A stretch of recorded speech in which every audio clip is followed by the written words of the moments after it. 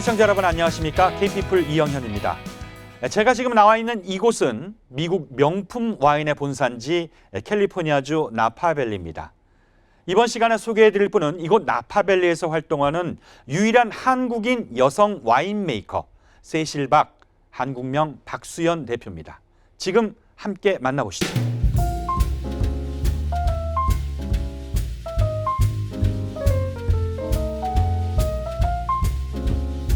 대표님 안녕하세요. 안녕하세요. 예, 제가 대표님을 와인 메이커라고 소개를 드렸는데 네. 이 와인 메이커가 어떤 일을 하는지 먼저 좀 설명을 드려야 될 것 같아요. 와인메이커 포도주 만드는 사람이잖아요. 네네. 그래서 일단 포도를 수확해서 그 포도를 발효시켜서 그다음에 숙성시켜서 그 바를에 완성품을 만드는 과정까지 책임지는 그런 사람이에요. 그래서 네. 네, 포도주 메이커죠. 포도주 네, 만드는 사람. 그러니까 포도주에 대한 모든 과정에서 전문가 이렇게 생각하면 되겠네요. 네, 그렇죠. 예. 네.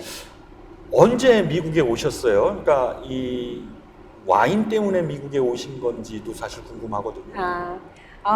와인 때문에 온 건 아니에요. 제가 네. 한국에서 대학교 졸업하고 네. 일을 했어요. 한 5년 동안 네. 프리마 프로덕트 매니저로 일하다가 네. 그랬을 때 제가 공부한 거는 바이오테크놀로지 생명공학과였어요. 네네. 그랬는데 근데 일한 거가 마케팅 쪽이었거든요. 아. 그래서 그 공대하고 마케팅하고 접목을 해서 일을 하는 부분에서 좀 계속 일할 수 있는 부분이 뭔가 일할 수 있는 그런 조건이 되려면 뭐 MBA를 준비해야 되나 그때 고민이 좀 많았었어요. 네네. 그래서 MBA를 준비하는 겸해서 미국을 왔는데 네. 그러다가 와인을 처음으로 마셔본 거예요. 근데 정말 반했어요. 와인 맛이 너무나 황홀했거든요. 아니 그런데 예. 와인 맛에 반했다고 하는 것까지 이해가 되겠는데 그럼 네. 이걸로 내 인생의 승부를 걸자라고 네. 하는 계기까지 이렇게 만들어지기는 굉장히 어려울 것 같은데요. 그러니까 그때 제가 왔을 때가 2001년인데 그때가 제가 한 27살 정도 됐었거든요. 근데 사람 뭐 항상 27살 때 계속 그때까지도 자기의 진로에 대한 고민들이 많잖아요. 그쵸. 근데 예. 전 어렸을 때부터 이렇게 공장 쪽에서 일하는 거를 항상 동경했어요. 그리고 뭔가 그런 쪽에서 전문가 그런 거가 되고 싶었거든요. 네네. 그랬는데 이제 첫 번째 직장 덕분에 사실은 다른 마케팅이라는 부분을 경험을 했지만 네. 결국은 제가 가고 싶었던 곳이 그런 전문가의 길을 가는 그런 거였어요. 그리고 과학과 접목되어 있는 부분. 네. 그랬을 때 와인을 보니까 이 와인이 맛은 좋은데 맛보다도 이걸 도대체 어떻게 만드는 건지 아. 그게 더 궁금하더라고요. 그래서 네. 와인 쪽에서 이제 정말 내가 그 MBA를 해야 될까? 아니면 이런 과학 전문가가 될 수 있는 길이 있다면 내가 원래 어렸을 때부터 상상하던 거가 이 길이 아니었을까라는 네네네. 생각을 했어요. 그래서 와인 일 시작한 건 2007년이었어요. 네. 그때 이제 사업체를 만드신 거예요? 네, 그때 일을 시작하면서 제가 처음에 일한 거는 와이너리 연구소에서 네네. 그 연구실에서 일하는 사람이었거든요. 그래서 그렇게 하면서 배운 게 와인을 포도밭을 소유하지 않고 아니면은 그러니까 양조장을 소유하지 않아도 와인을 만들 수 있다는 거를 봤어요. 네. 그래서 제가 사업체를 시작하면서 와인을 만들기 시작했죠. 네. 사실 전공은 생명공학인데 네. 와인은 어떻게 보면 완전히 다른 쪽에 있는 거잖아요. 공부도 새로 하셨을 것 같은데. 공부는 처음에 그 생명공학인데 저희가 네. 원래 식품 생명공학과라고 그래서 네네. 식품 부분이 많은 부분이 있었어요. 아하. 그래서 그거에 대해서 배경이 있었고, 근데 그때 배경 지식은 어떻게 보면 좀 학구적인 학교에서 배우는 지식이었고, 근데 와인은 그 과학 거기에서 뭐 생화학도 들어가 있고, 네. 뭐 바이올로지 그런 것도 많이 들어 있거든요. 네. 그래서 그런 부분이 적용이 됐어요. 그래서 그런 부분에 대해서 기본 지식을 어느 정도는 이제 학교에서 배운 게 좀 있었고요. 네. 그리고 일하면서 이제 그 조금 더 실질적인 걸 배웠고, 근데 그것만으로는 사실 좀 모자랐어요. 네네. 그리고 특히나 제가 미국에서 그러니까 양조를 하고 있으니까 네. 단어가 일단 기본적으로 다 새로운 와인에서 사용하는 단어는 또 다른 것들이 많이 있어요. 예. 그래서 그런 단어들에 대한 정확한 이해도 필요하고 또 인더스트리 사람들하고 대화를 하려면 네. 그런 것들에 대한 이해가 필요해서 네. 일단 학교를 또 UC 데이비스의 와인 과정이 있거든요. 그래서 네네. 거기에 갔어요. 그래서 그렇군요. 공부를 했습니다. 네. 네. 회사를 설립한 그 설립한 회사는 네. 어떤 종류에서 뭐를 수익으로 잡는 회사예요? 제가 처음 와인, 제 회사 이름이 와인포니아인데요. 와인 from 캘리포니아였어요, 이름이. 그래서 제가, 일을 했던 거는 제가 어떤 사람들의 클라이언트의 와인을 만들어줘요. 아하. 그래서 제 와인 브랜드를 가지고 있다라기보다는 네. 그 클라이언트의 와인인데 그것 중에서 한 게 PGA, LPGA 토너먼트 와인들을 했고요. 그 다음에 회사 corporate merge 행사 같은 것도 하고, 네. 그 다음에 anniversary 와인, 네. 그 다음에 어디 호텔 와인, 네. 그리고 아기 탄생 와인, 아하. 웨딩 와인 이런 어. 식으로 해서 약간 기념비적인 그런 네. 와인들을 주로 처음에 했었고요. 그러니까 소량 예, 한정 소량 생산하는. 한정 생산하면서 아하. Your Own Wine from California였거든요. 아, 이름이 예. 처음에는 그렇게 해서 일을 시작했고요. 그래서 약 프라이빗 레이블 와인이 한 부분이고요. 네. 그리고 나중에 그 학교를 졸업하면서는 제가 빈야드에 대한 공부를 많이 했어요. 네, 포도 농장. 네. 근데 농장을 관리를 해요. 그래서 한 80개 정도 나파하고 소노마 지역에 농장 관리를 좀 하고 있고요. 네. 그게 와인포니에서 하는 일이고 그러니까 또 한 가지. 주인은 따로 있고 네. 그 농장에 포도를 재배하고 키우는 그런 과정. 네. 예를 들자면 미국은 이제 땅이 좀 있으니까 땅 안에 이렇게 한국에 텃밭 키우듯이 네네. 포도밭을 이제 텃밭처럼 어. 키우는 집들이 있어요. 아하. 근데 집이 뭐 3acre, 5acre 굉장히 좀 사이즈가 크죠. 네. 저희가 상상하는 것보다. 아. 근데 그런 키우는 포도밭을 관리하는 사람들이 따로 있어요. 그래서 아하. 포도 농장 회사가 있거든요. 그래서 네. 저희가 포도 농장 회사에서 포도 전문가로 일을 하고 있어요. 그래서 그런 아. 부분에서 이제 포도밭 관리하는 부분, 그런 부분을 하고 있고, 더 나아가서는 이제 그런 포도밭 관리를 하다가 어떤 이제 클라이언트는 집에 와이너리를 지어달라 네. 이렇게 얘기했어요. 그래서 지금 저희가 있는 곳은 커머셜 와이너리고요. 네. 그리고 이제 개인 소유의 와인을 만들기 위한 그런 와인 농장을 집에 지어달라 해서 와이너리 디자인 부분 이런 네. 부분 해서 세 가지로 프라이빗 레이블하고 아하. 그다음에 포도밭 관리하는 일, 네. 그다음에 와이너리 디자인하는 일 세 가지를 점점 이제 범위가 커지신 거네요. 조금씩 하다 보니까 그래서 그런 부분이 필요하더라고요. 그래서 필요한 부분을 하다 보니 더 나아가 대표님 브랜드도 이제 포도주를 만드셨다고 들었거든요. 네. 그래서 데이비스 학교 졸업하면서 그때까지는 제가 할 수 있는 일을 했었어요. 뭔가 제가 뭘 좋아하는 일은 찾았는데 거기서 제가 잘하는 것까지는 이제 아직은 계속 준비를 하고 있었거든요. 그래서 어느 정도 내가 이게 잘 할 수 있다라는 좀 확신이 생겼을 때 그때 이제 데이비스 졸업하고 네. 조금 지식도 생기고 경험도 쌓였고 그래서 그때는 제 브랜드를 런칭을 했어요. 예, 평가 어땠어요? 평가는 사람들이 되게 호기심이 많았어요. 네. 왜냐면 제가 만든 특별히 하나의 쿠베라고 레드 블렌드가 있었는데 그 블렌드가 나파나 아니면 세계에서 어디서도 하지 않는 종류의 블렌드를 했어요, 제가. 그게 그러니까 좀 어려운데 블렌드라고 한다면 블렌드를 한다는 거는 그러니까 사과도 후지 사과가 있고 네. 뭐 여러 가지 종류의 네. 품종이 있잖아요. 네네. 근데 포도 품종도 여러 가지가 있거든요. 근데 그 포도 품종을 일반적으로 섞어서 만드는 블렌드가 있어요. 근데 일반적으로 이 후지하고 뭐 무슨 핑크레이디를 섞는다. 이게 보통의 하는 사람들의 네. 블렌드 방식인데 저는 사람들이 섞지 않는 시라 피노누어를 블렌드를 했어요. 그래서 사람들이 이건 뭐야 도대체? 어떻게 이렇게 할 생각을 했지? 이런 관심들을 통해서 조금 관심이 생겼고요. 그리고 네. 또 한국 사람이라는 것도 좀 특이한 부분이 있었고 그리고 여자라는 것도 조금 더 아니 근데 제가 관심 있었던 듣기로는 이 것 같아요. 나파라는 이 와이너리 네. 동네가 굉장히 남성 중심적이고 좀 벽이 많다고 들었거든요. 진짜 나파는 그렇다고 저도 생각이 들어요. 처음에 보니까 너무나 여기는 진짜 돈도 많은 부분이 아주 큰 규모의 부자 그런 많죠. 네. 그런 것들도 많고, 그러니까 인력도 굉장히 정말 열정을 가진 모든 사람들이 있는데 거기 안에서 다들 경쟁을 하는 거거든요. 근데 그럴 때 남성이 좀 유리할 수 있는 이유가 이게 노동적으로도 힘도 많이 필요하지만 플러스로 자기를 표현할 수 있는 사람들이 살아남아요. 왜냐면은 자기의 모습을 정확하게 표현하지 않는다고 그랬을 때는 누구도 알아주지 않는 거예요. 네.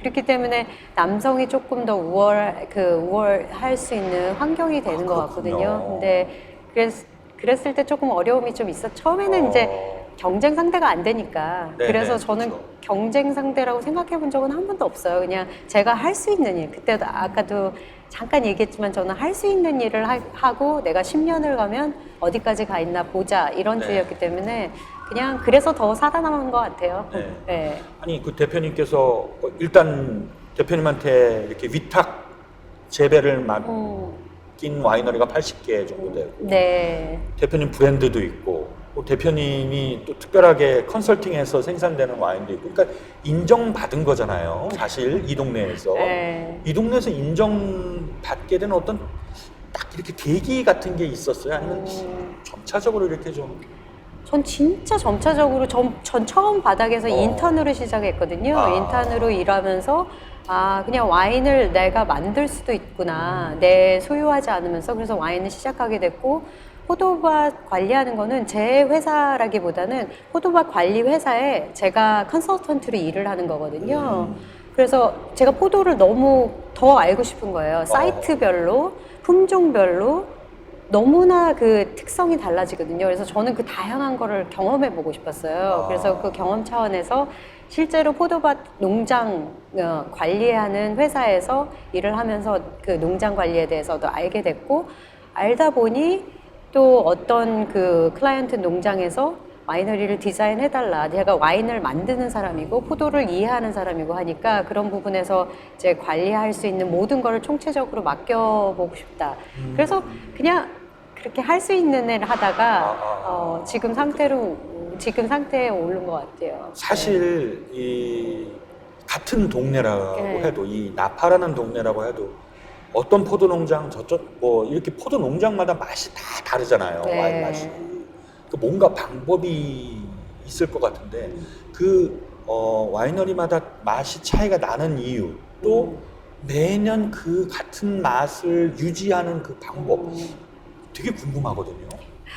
그러니까 참 이게 와인은 천지인 세 가지가 담겨 있어요. 그러니까 하늘의 기후가 이제 매년 주는 기후가 다르지만 전체적으로 예를 들어 뭐 서울 전체에서 또 강북하고 강남하고 날씨가 조금씩 다르잖아요. 네. 그런 매크로 클라이밋이라는 게 좀 차이 나고요. 그다음에 조금 더 작은 규모의 메소 클라이밋 심지어는 같은 포도나무 안에 서서 햇빛 쪽하고 햇빛이 안 비는 쪽하고 다 그 클라이밋이 달라요. 그런 클라이밋이 다 다른데 거기다가 토양까지 그 토양도 뭐 예를 들어 화산 그 토양이 있을 수도 있고요. 조금 더 그 침전되어 있는 토양이 있을 수 있고 돌이 있을 수 있고요. 그러니까 그런 모든 것 때문에 그게 바로 테루아거든요. 그렇죠? 근데 테루아에 따라서 각각 그 포도 농장이 그런 기본적인 성격이 다를 수가 있어요. 근데 그거보다 더 중요한 거는 사람이라고 생각해요. 네네. 그 사람이 그걸 어떻게 더 서포트를 어떤 부분을 서포트하고 어떤 부분을 관리해주고 어떤 부분을 없애주고 그런 것들에 대해서도 굉장한 차이가 나거든요.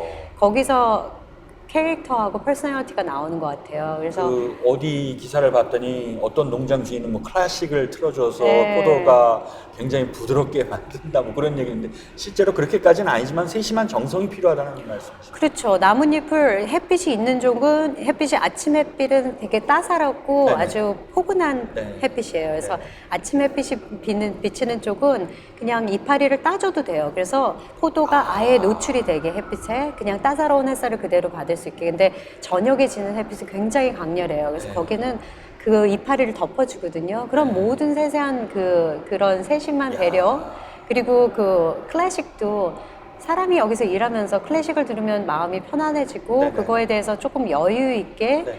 지켜봐주고 그리고 만들어주는 과정에서 그런 마음 상태가 있잖아요. 그러니까 포도에도 영향이 미치겠죠. 그 웨이브가 있는데 근데 저는 그거에 사람이 또 같이 영향을 미친다고 생각을 해요. 그래서 그렇군요. 클래식 음악도 진짜 좋고 어떨 때는 이런 이제 동굴 케이브에서는 가끔 이제 좀 젊은 친구들이 일할 때는 뭐 댄스 음악도 들고 거의 이게 나이트클럽처럼 어떨 때는 하기도 해요. 그러니까 그런 모든 게 다 어우러져서 만들어지는 것 같아요. 네.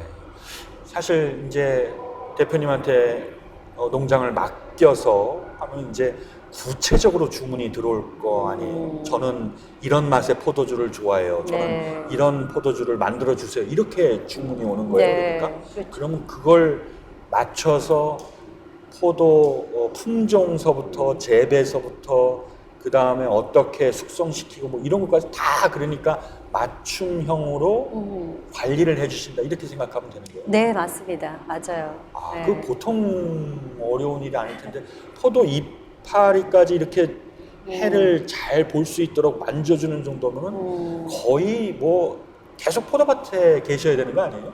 포도밭 이제 시즌별로 일이 좀 달라요. 근데 지금은 하베스트 시즌이거든요. 그래서 네. 하베스트 시즌은 이미 포도를 땄기 때문에 포도 나무들이 다 쉬는 기간이에요. 그래서 지금부터 겨울 내내 비가 많이 내릴 때까지는 좀 가만히 쉬고 이제 그 한 1, 2월쯤에부터 프루닝이라고 그래서 잘라주는 일을 하거든요. 그때까지는 와이너리가 더 바빠요.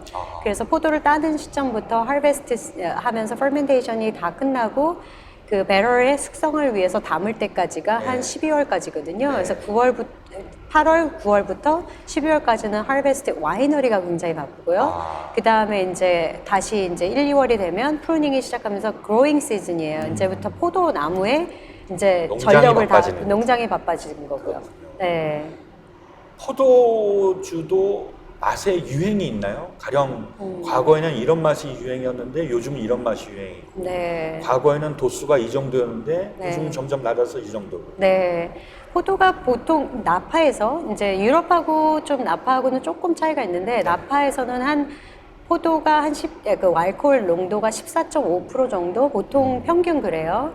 근데 한동안은 나파의 캐버넷 소비뇽이라는 품종에서 이게 굉장히 빅 바디, 좀 큰 몸이 큰 와인들이 많이 생산이 됐었어요. 근데 그거는 16도까지도 올라가는 약간 그 정도로 무거운 무겁고 굉장히 좀 맛이. 남성적이고 뭐든지 이제 강한 센 와인. 센 와인이 유행이었어요. 근데 그거는 제 생각에는 유행이라는 게 어떤 트렌드를 만드는 트렌드 메이커가 있잖아요. 근데 좀 어떤 유명한 크리틱 그 와인 그 리뷰 평가하는 분이 그런 와인을 굉장히 선호하셨어요. 그래서 그런 와인에 대해서 100점을 많이 주셨고 그러니까 그런 것들이 유행이 됐어요. 그러니까 일단은 100점 맞은 와인이니까 모두 사람들이 또 마셔보고 싶고 인플루언서이잖아요, 그분이. 그래서 그런 부분에 대해서 좀 강한 와인이 유행을 했었고요. 네. 근데 지금은 오히려 반대로 조금 더 음식하고 친근하고 그리고 부드러운.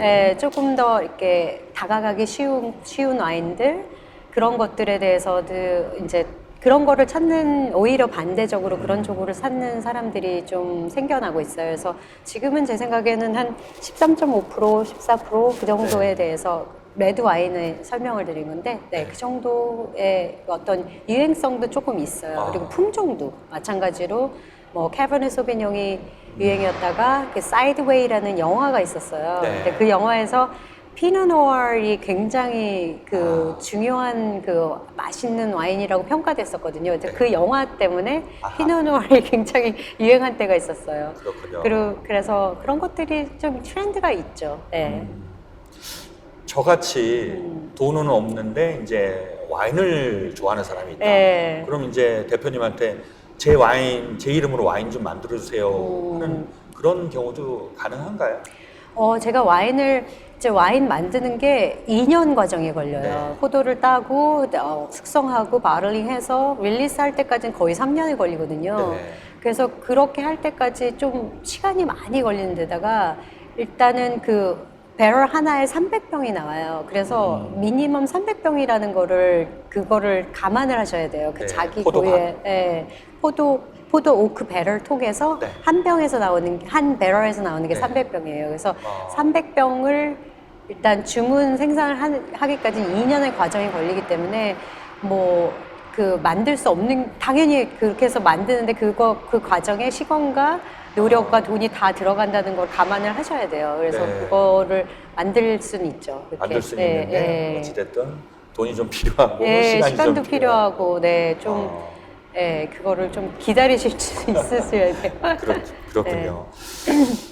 1년 동안 스케줄을 보면은 네. 지금 이제 수확이 끝나서 이제 그 수확한 와인을 병에 담아서 이제 판매를 하는 그런 과정에 지금 있으신데 네. 언제가 가장 바쁘고 힘든가요?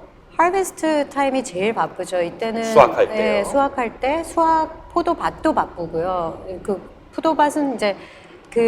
포도밭은 이제 아침에 새벽에 일을 해요. 12시, 밤 12시에 일을 시작하거든요. 해가 없을 때. 왜냐면 해가 너무 있으면 더워서 못 해요. 그리고 포도를 땄을 때 이 포도가 약간 쿨다운 돼 있어야지 와이너리에 들어왔을 때 에너지 효율이 좋아요. 왜냐면 저희가 다시 쿨다운 시키려고 냉장 시설을 쓰면은 그러면 그것도 에너지 낭비거든요. 그러니까 밤 12시에 일을 시작해요. 포도밭에서는. 와. 그래서 12시부터 한 7시 해가 뜰 무렵 이제 포도밭 일은 끝이 나요. 수확 일이 끝나면 그때부터 이제 와이너리는 그때부터 바쁘기 시작하거든요. 그러니까 7시부터 시작해서 포도 발효를 하고 있는 중에는 펌프오버리라든지 펀치다운이라는 그런 이제 와인 만드는 과정이 거의 24시간 돌아간다고 보시면 돼요. 그래서 일 끝날 때 보면은 한 10시, 9시, 밤 10시, 9시 끝나면 그러니까 거의 24시간 돌아가는 그때가 가장 바쁜 때죠. 네. 아니 그 와이너리하고 뭐 와인하면 좀 우아하고 좀 격조 있고 그런 줄 알았더니 완전히 극한 직업이네요. 아, 그쵸. 그래서 사람들이, 제 친구도 예를 들자면, 와이너리 와서 도와주고 싶다고. 그래서, 언제든지 오라고. 그랬더니 왔는데, 하이힐 신고 예쁜 모자 쓰고 온 거예요. 그래서 제가 다 제 운동화 빌려줘야 되고. 네. 그렇죠. 그래서 네. 일이 실제로 피지컬리 굉장히 인텐스한 일들이 많아요. 네. 지금도 등산화를 신고 오셨는데 앞이 다 까졌어요. 예. 굉장히 험한 예. 일을 하고 계신다는 걸 보여주시는 것 같은데 사실 이 나파라는 나파라는 이 동네가 와인으로 유명해진 게 프랑스의 전통적인 유명한 와인들을 그 대회인가요? 네. 와인 대회에서 네. 완전히 그 압승을 거뒀기 때문에 네. 사실 유명해졌는데 네. 왜 나파가 이렇게 와인이 잘 되는 동네예요?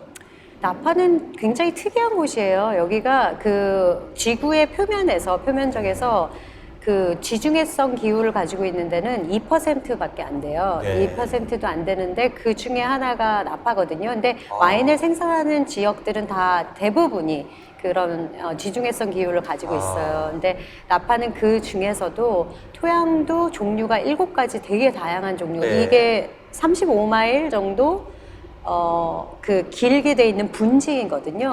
그 대구도 분지잖아요. 네네. 분지에서 분지이면서 지중해서 기후를 가지고 있으니까 굉장한 과일을 키우기에 굉장히 특별하게 적합한 아주 아이디얼한 그런 곳이에요. 그런 곳이죠. 네. 그러니까 이제 좋은 포도주가 나오는 건데 네. 이 나파에서 키우는 이 포도주용 포도라고 해야 되나요? 네. 우리가 먹는 포도하고는 다르죠? 먹는 포도는 조금 사이즈가 크잖아요. 네네. 근데 와인 만드는 포도는 블루베리 사이즈라고 보시면 돼요. 사이즈가 좀 작군요. 네, 작아요. 그래서 그 껍질이 상대적으로 훨씬 더 중요하거든요. 껍질에서 모든 그 플레이버리라든지 태닌 그런 것들이 다 껍질에 있어요. 그래서 껍질이 훨씬 많죠. 쬐끔하기 때문에 더 비율이 많아요. 네.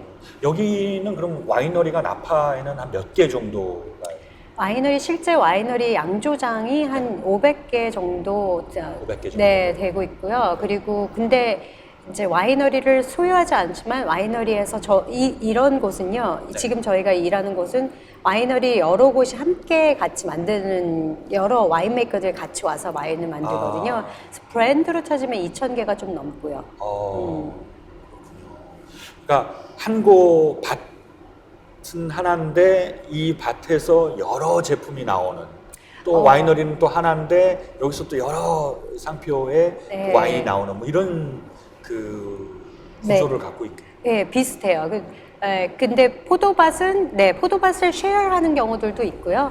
네. 그런 경우도 있고 와이너리도 쉐어하는 경우들이 있고. 네, 맞습니다. 네. 한국산 포도로 와인을 만들기는 어때요?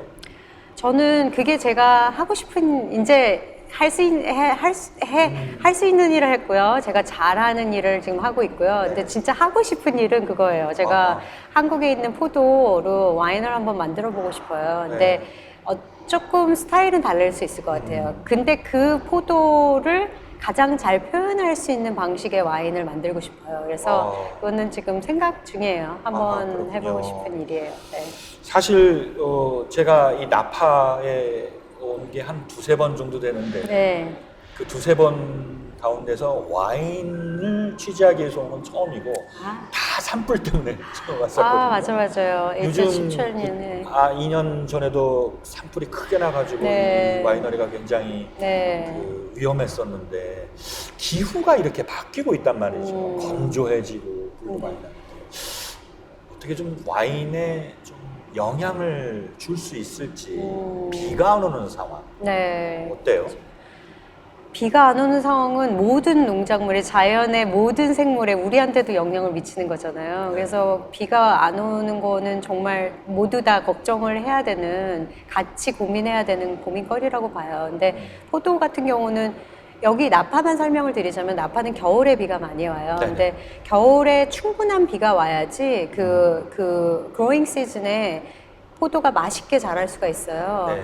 그런데 왜냐면 땅이 클렌징이 되고요. 비가 오면서. 씻겨지고. 네, 씻겨지고 그러면서도 더 충분한 그 땅에서 머금은 물로 생산이 돼야지 더 맛있는 포도가 생산이 되는 거거든요. 네. 저희가 이리게이션으로 그 물을 따로 준다고 하지만 그것보다는 진짜 자기가 지하수로 끌어온 물은 확실히 달라요. 그래서 그런 것들을 생각하실 때 비가 안 오는 거는 포도가 자라는 것 자체, 생장 자체에도 문제가 있지만 퀄리티에도 문제가 있을 수 있어요. 그렇군요.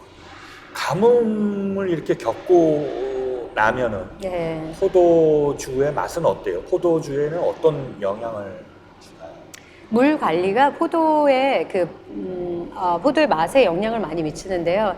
실제로 이제 그 꽃이 피고 그다음에 프루시 이제 맺히기 시작하는 그 시점에는 물이 충분히 필요해요. 그때는 물을 많이 줘서 그게 충분한 자기가 그 근본을 가질 수 있도록 도와줘야 되는데요.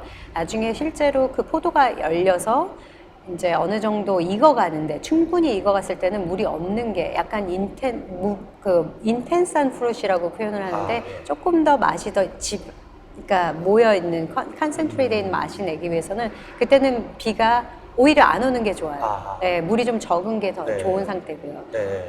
그러면 이제 그때마다 사실 다르다고 할 수밖에 없네요. 1년을 주기를 볼 때는 그렇고요. 전체적으로는 이제 강우량 자체, 겨울의 강우량은 많을수록 좋죠. 나파에서는 항상 모자라 왔기 때문에 강우량은 항상 저희는 목말라 하고 있어요. 그래서 그 가뭄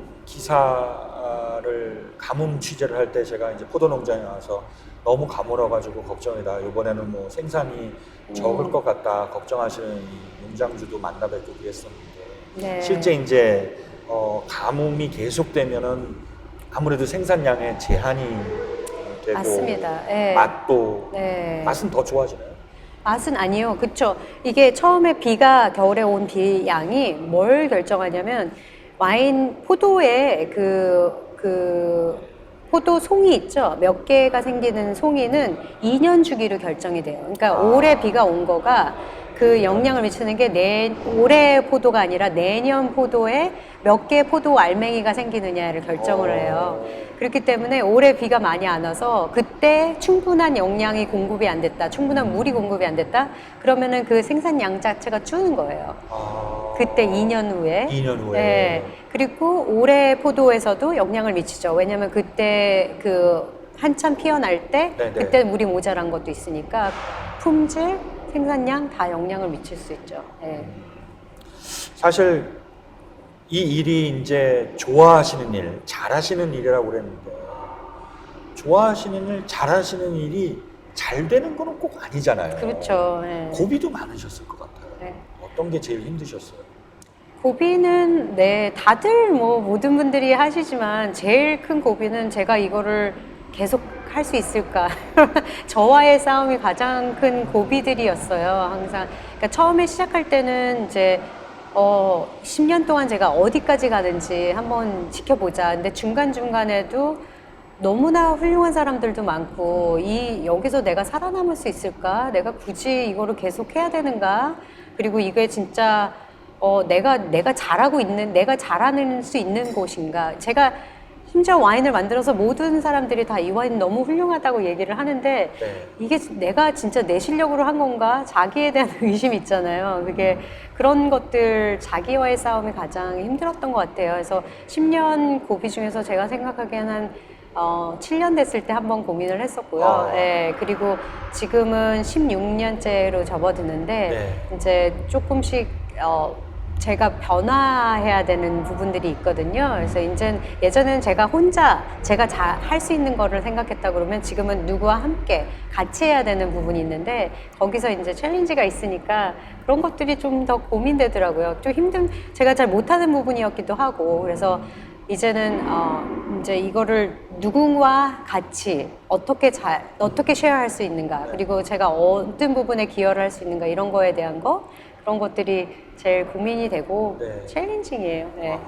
네. 16년 동안 하셨으면 이제 달인이라는 아, 수식어가 붙을 만한데 네. 자, 달인의 자격으로 이 여러 가지 일을 하고 싶을 텐데 그중에 10년 뒤에면 내가 이런 거를 완성해 있지 않을까라는 게 있다면은 저는 네 아까 이 있어요. 한국산 포도로 맞아요. 뭐 와인을 만드는 것도 있겠고 네. 또 그게 제가 나파에는 자기만의 그런 고유의 개성을 가지고 있는 와인들이 살아남을 수 있어요. 근데 그렇기 때문에 나파에 여러 가지의 페이스가 있다 그러면 제가 한국 사람의 페이스로 나파에서 존재하고 싶어요. 그런 여러 사람들이 나파에는 이런 페이스들이 있는데 그 중에 이 한국 사람은 이런 철학을 갖고 이렇게 만들고 있구나 하는 그런 모습을 갖고 있었으면 해요. 그게 제가 생각하는 그리는 그림이고요. 네. 그렇기 때문에 제가 조금 관심 있는 게 한국의 농업 있잖아요. 네. 그래서 농업이 굉장히 동양적인데 땅을 건강하게 만드는 그런 농법이 많이 있는 것 같아요. 미국은 굉장히 발달돼 있지만 그것이 좀 자연 친화가 아닐 수도 있거든요. 그래서 물론 그런 거를 자꾸 연구하려고 나파에서도 노력을 해요. 근데 저는 좀 외부 사람으로서 그런 다른 시각들, 다른 그런 농업 방법들에 대해서 적용할 수 있는 부분이 분명히 있을 거라고 생각을 해요. 그래서 그런 부분을 적용을 해서 한국의 농업 방식을 어느 정도 적용한 한국 사람의 페이스를 가진 그런 와인이라는 그런 모습으로 남고 싶어요. 네. 알겠습니다. 네. 10년 뒤가 기대가 됩니다. 그때 어떤 이야기 또 들려주실지 네. 기대를 많이 갖고 있습니다. 네. 오늘 말씀 대단히 감사합니다. 고맙습니다. 초대해 주셔서 감사합니다. 네. 감사합니다.